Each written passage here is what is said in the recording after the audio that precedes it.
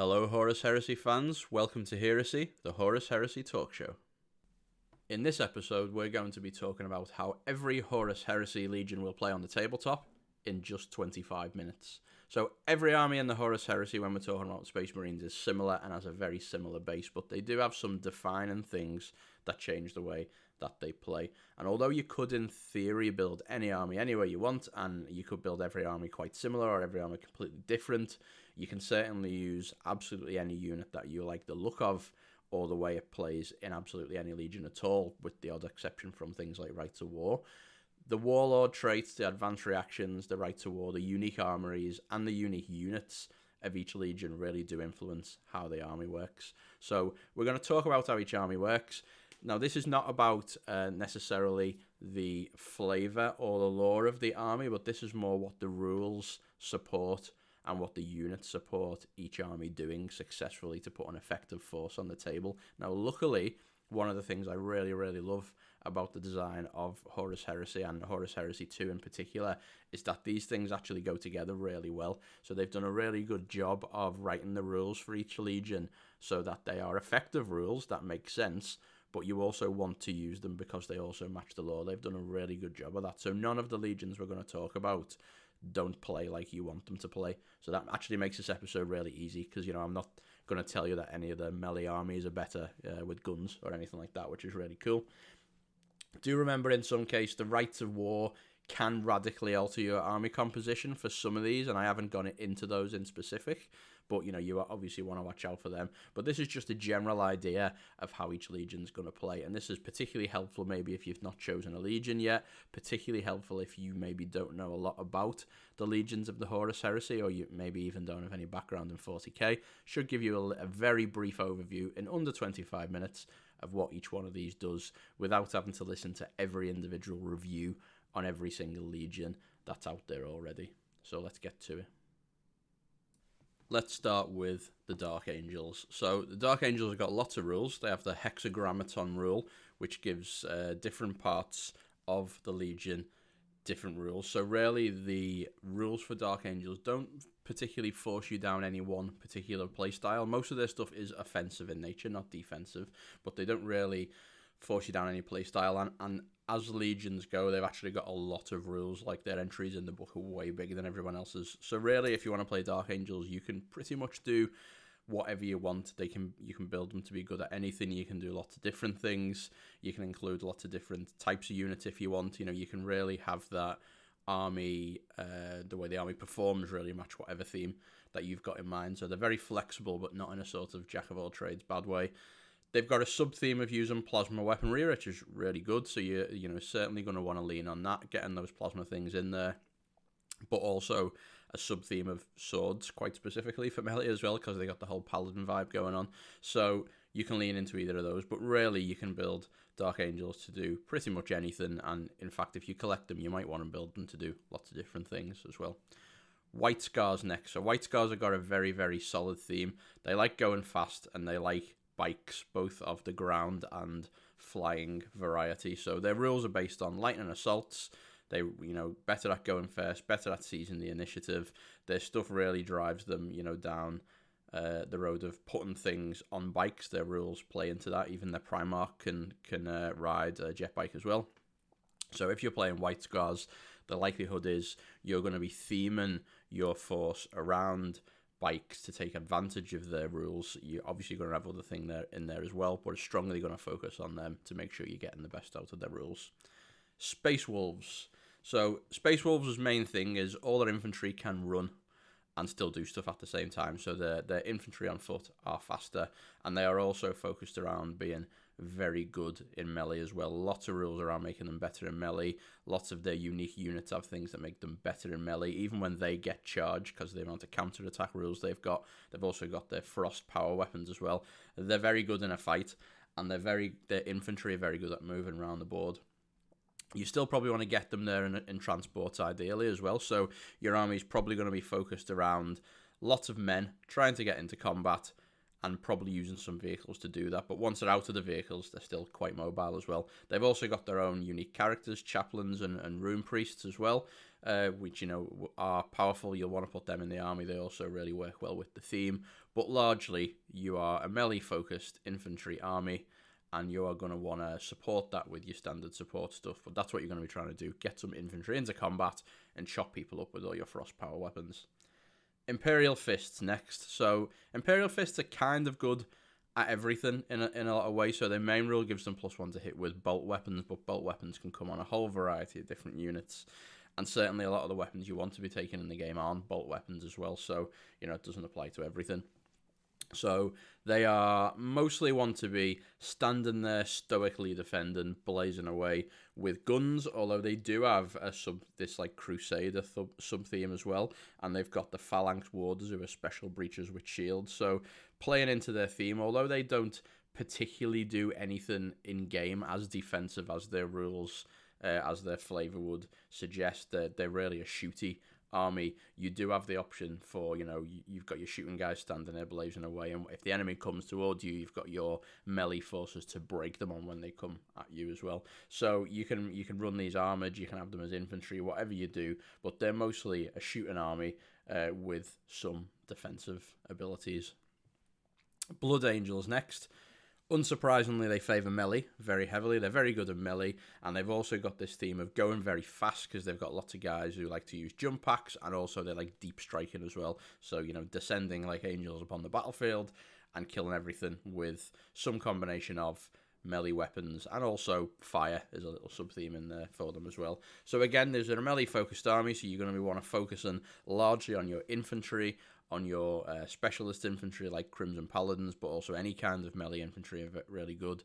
Also, their special rules make even tactical squads or veteran squads just with basic loadout bayonets quite good in combat as well. So you are going to want to be an infantry-focused army, so you can use those melee abilities, dreadnoughts, also anything that is good in melee. You're going to want to focusing on them, backing them up with some support, but they have certainly got the ability to take out enemy vehicles and range weapons just by deep striking into them and running into combat as well. So you really want to focus these on melee. They are an infantry focused deep strike jump pack style army, really.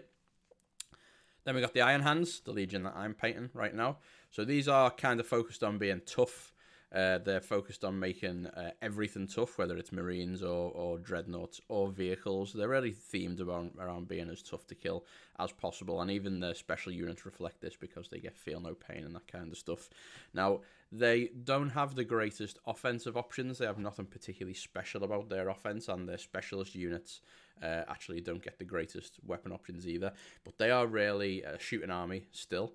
And they are mostly trying to punish people for trying to get into melee with them, like their unique reaction lets them double shoot Overwatch and that kind of stuff. So you're a very tough army. You're themed around being hard to kill.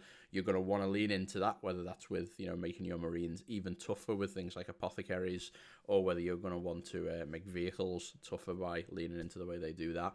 But either way, tough army, probably mostly shooting, and just, for me, hanging around on objectives, making sure you're securing stuff while people can't get you off them. Ultramarines next.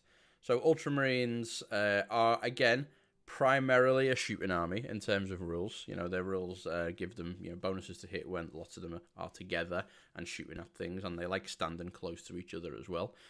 Although they get that bonus on both vehicles and infantry. So their teamwork is their theme, super friends. So really, an Ultramarines army could be built to do anything, though. They do have a really great combat unit in the suzerain infantry, and also as well, just generally, their themes are a little bit, jack of all trades. They do a little bit of everything, whether that's maneuvering, shooting, or melee. So primarily, their rules interact best with shooting, but you can certainly build them as a good mixed arms force. There's no particular direction you're forced down playing Ultramarines, which suits the Ultramarines really well as well, which is good. Salamanders. Very heavily themed army, and the rules very heavily drive what you're going to want to do with Salamanders, I think. So Salamanders are all about fire and melter weapons. They're also generally all about being very tough, like scales like a dragon and so on. So, and that's reflected in the rules. So they're very tough to kill. They've got some units that are very tough to kill, like Fire Drake Terminators. They also like hitting things with hammers as well, Salamanders too. And the Flamers do extra hits in Overwatch, so when you're getting close to your enemy and burning them with all your Flamers, you're also got this sort of sub-theme of, if people want to come back at you, you're going to punish them for it as well. So these bonuses to flamers also extend to their vehicles equipped with flamers as well. They get their special Dragon's Breath flamers. So really, you're heavily incentivized to use fire on all of your stuff, which is great because they've got some stuff that's good at melee. They've got stuff that's good at close range. Melter guns and flamers are both good weapons to use in the game. So really, if you're playing Salamanders, you're going to be focused around a mixed force, probably focused on quite short range, focused on the fire, and also focused on having an element of toughness to that as well, which is very cool. Certainly a Legion I'll be looking to start at some point when I'm able to. Next one, Raven Guard. So Raven Guard are focused on stealth is their thing, and they are focused on that. So they've got things that let them get extra movement, and in some cases that's just jump packs, but also they've got access to infiltration and their extra survivability as well. But this comes from the Shrouded rule generally, so it comes from stealthy survivability rather than tough survivability. So they do favour melee a little bit. Their special weapons are predominantly like lightning claws, special lightning claws, that kind of thing. So they do certainly favour like jump pack melee units, but equally as well, because they got the stealth thing going on, they've also got unique snipers, and they work quite well with that as well. So, you know, your Raven Guard, again, is going to be a predominantly infantry-based force to make use of those snipers and also of that those melee abilities, infiltration, etc. But you are, of course, going to want to back that up with some heavier weaponry in the form of some big guns, because their particular type of melee that they like, things like lightning claws, are not that good at killing tough stuff. They're better suited to killing infantry and pinning infantry with the snipers and that kind of thing. So primarily infantry-based army, but you are going to want some guns to back that up. Okay, now on to the traitors. So, Emperor's Children. They are themed mostly around being peerless fighters, and their rules really reflect that. They are very good in combat, but they're more good at sort of precision in combat, so going first with higher initiative, and that kind of thing, rather than like brute force and high strength. So their rules work really well around winning combat, but not so good about like being able to, you know, destroy vehicles in combat. They're less good at that because they tend to do it with elegant weapons rather than smashing things into the ground with power fists. And they're also really happy for people to come and melee them as well, because their initiative's so high, you charge them, you know, they're still going to go first, that kind of stuff. So you're going to be themed around some of these infantry and their unique units that are just peerless melee warriors. Because of that, you're going to be quite weak on the destroying vehicles and that kind of thing side. So you are going to want to bring some support with them to make sure you can do that. So you should get like a reasonable, quite mixed force out of Emperor's Children, which is kind of cool. But predominantly infantry based for melee, and you're going to want to bring some big guns to shoot things as well. Iron Warriors next do it kind of the other way around. So Iron Warriors are just focused on shooting, and more shooting. Their special thing reaction lets them shoot twice as a return fire. Their abilities generally lend themselves to doing more shooting. Their special Terminators are just a whole unit of guys armed with missile launchers. They also have a little sub-theme of robots who can be Perturabo's bodyguard, or who can also wander around with them, who are quite good in combat using some of the grav melee weapons that they have. But predominantly these are a shooting army, and they want to stand around and blow everything up. They're particularly good at killing vehicles as well, so you're really going to want to make sure you lean into that, make sure you've got lots of high-strength weapons. You should be able to blow enemy vehicles off the table really quickly, and then all those really big guns can, you know, then go and focus on killing everything else that's left that's not a vehicle, probably quite easily as well. So Iron Warriors, you're going to be predominantly focused on shooting. You're definitely going to want to make use of their unique Terminators because they're super good, and then probably with some more heavy weapons besides in the rest of your army, just to really lay it on your enemy.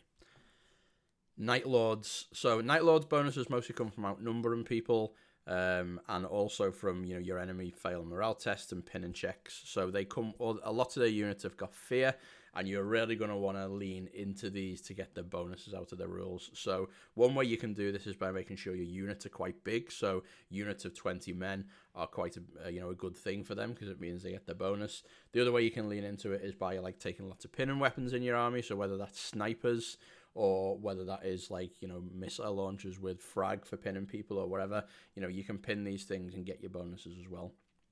Most of the Special units, though, and the way their lore plays is focused on melee rather than shooting as well. So their special units are all some variety of melee units, and they all tend to bring fear. You're going to want to get close for that fear to kick in anyway, because it's only short range. And they've also got access to special chain blades and lightning claws as well. So they are realistically very melee focused. So the way to get the best out of them, obviously, is to get those things into melee, make sure they're able to get up there. You're going to be trying to make your units survive by ensuring your opponents are too scared to return fire or maybe use their reactions, etc. as well. Again, in order to take out bigger targets or things that don't care about fear, like vehicles or dreadnoughts, which are fearless, you are going to want to bring some bigger guns. So maybe some of them melee units you bring them with some power fists and thunder hammers or something, or maybe you just bring some backfield support in the form of tanks and that kind of stuff. But predominantly an infantry-focused melee army with a twist that's getting all its bonuses from your enemy being scared of them. World Eaters next. Now, World Eaters, a very simple and straightforward theme, as I'm sure everyone's expecting. They're really good at melee. They're really good at charging into melee, and that's what they want to do. All of their stuff, all of their unique units and their rules make them better at killing things in melee. Now, what they don't really have is any great ways to, like Space Wolves run and charge. They don't have any ways to get there super fast, although they do have a couple of things that buff movement a little bit.